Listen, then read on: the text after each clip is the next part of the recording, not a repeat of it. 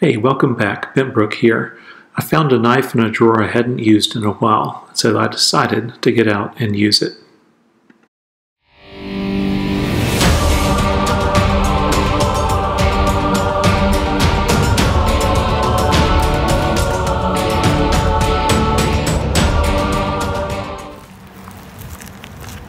Today I'm just in my backyard because I didn't really have enough time to go somewhere. But it was a beautiful day with sunlight and shade, and I decided to see what this knife could do. This is the LT Wright Gary Wines Bushcrafter, a knife that I've had for quite some time, but which has been frankly collecting dust as newer knives have been out in the field getting use.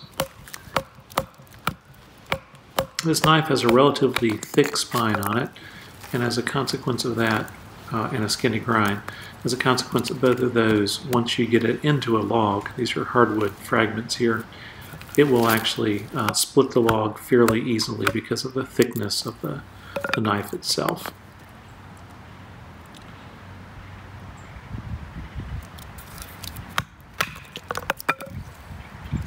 My plan for this afternoon is fairly simple. I want to stay in my backyard here and enjoy the beautiful spring weather and brew up a cup of coffee.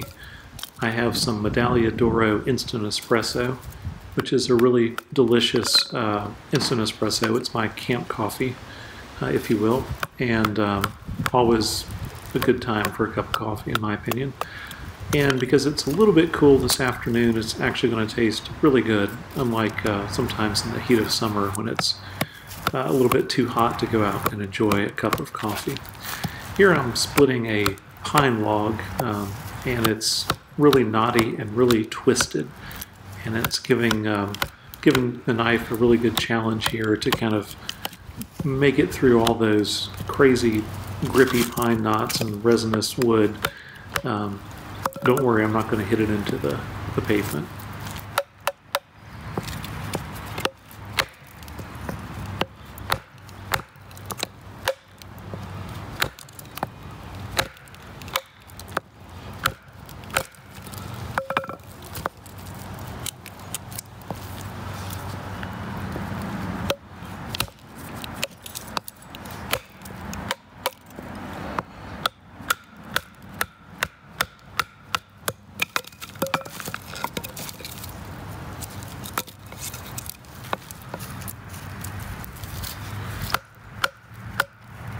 Well, of course, once you have it split in half, it's much easier to do a second or a third cut as you start to quarter it. And really all I need to do here is get a piece that I can make a feather stick out of. I want a little bit finer tinder in the form of a stick that's attached to a piece of wood. I do have some shavings that I've cut previously, but right now I want to kind of make a feather stick and see how this knife handles it. I find as I jump around from knife to knife, it takes my hand a little bit of time to remember just exactly what motion works best with this knife, with this grind on a stick like this, and it's beginning to come back to me.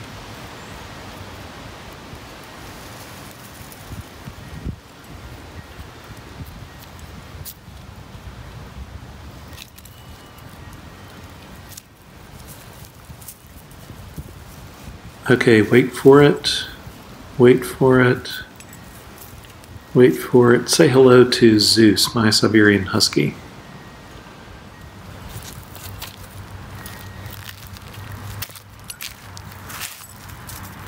Here are the curls so far.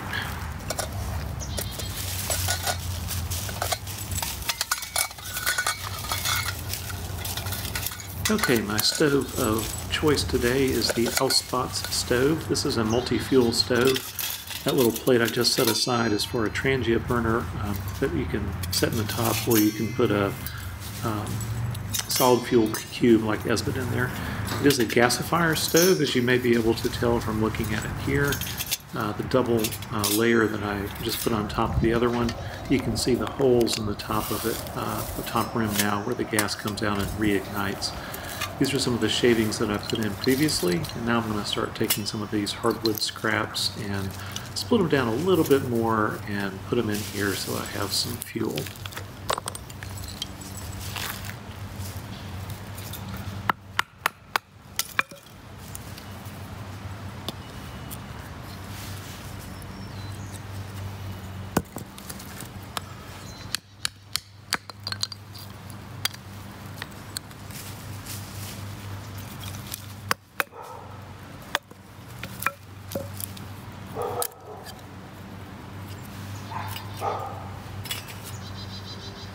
One of the reasons that I purchased the Ouspots stove was because I read that it fit inside of the MSR 775 milliliter Alpine pot.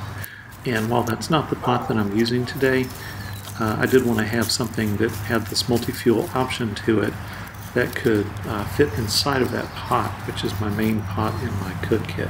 Now I do keep my Trangia in my Bushcraft cook kit, so this is currently separate, but it definitely is going to go into my rotation from time to time. This is only my second burn with it, and I'm still kind of learning how it works and you know, whether I like it. So far so good. And say hello to Percy, my other pup.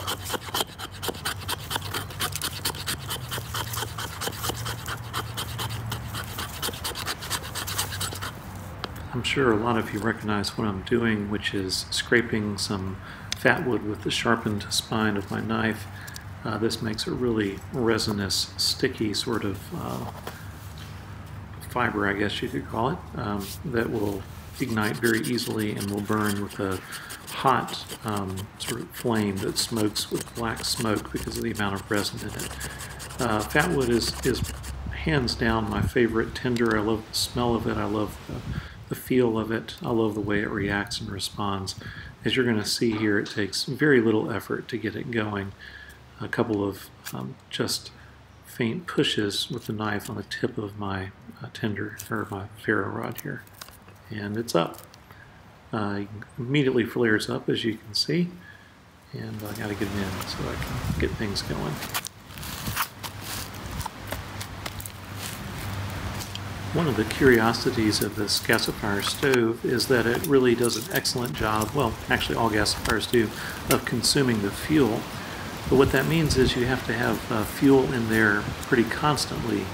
It does not reduce down to a bed of embers that remain lit and smoldering for a long period of time. And so consequently, I'm putting in that feather stick that I carved here, along with some other pieces of wood that I will hope will catch fire.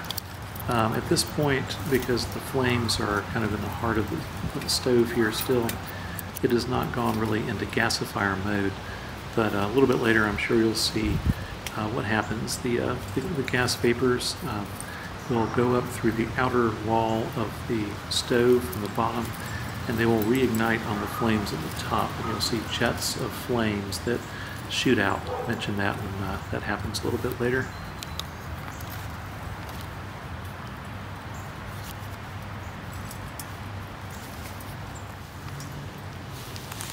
Okay, we have a good burn going now, and you can see the gasifier effect at the top as those vapors are recycled and reignited at the top of the stove coming out of those little holes. And now I'm seating the top. If you look at this, you'll notice that it has 3 little feet, which are good for a good size pot, but not for the little cup that I'm using today. So I'm putting my Bushcraft XL stove grate on top of it. It is also part of my Bushcraft kit. And just filling up a little water to boil here shortly. I'm going to add some more wood to it because, as I said before, it doesn't really have a bed of coals in the bottom, so you have to just sort of keep feeding the furnace, so to speak, and it will continue to consume. As the wood burns out, though, it starts to lose heat fairly quickly since it consumes basically everything and leaves only ashes. My pups are hunting voles in the backyard. I know they look a little furry and fuzzy. They're going to get brushed later. It is shedding season.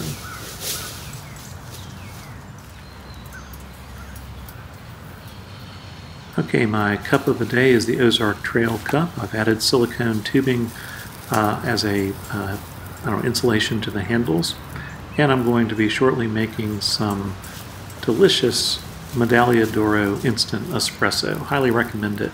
Got onto this by Shug on YouTube. Great guy. Okay, here you can see once again those little gasifier jets. I'm trying to move in so you get a closer look. And this is the finished product. Well, that's about it for today. Here's looking down on the top after the burn. And that's all. I thank you for watching. I appreciate you coming along for this little Bushcraft experience, and I hope you'll come back soon. Thank you. Bentbrook out.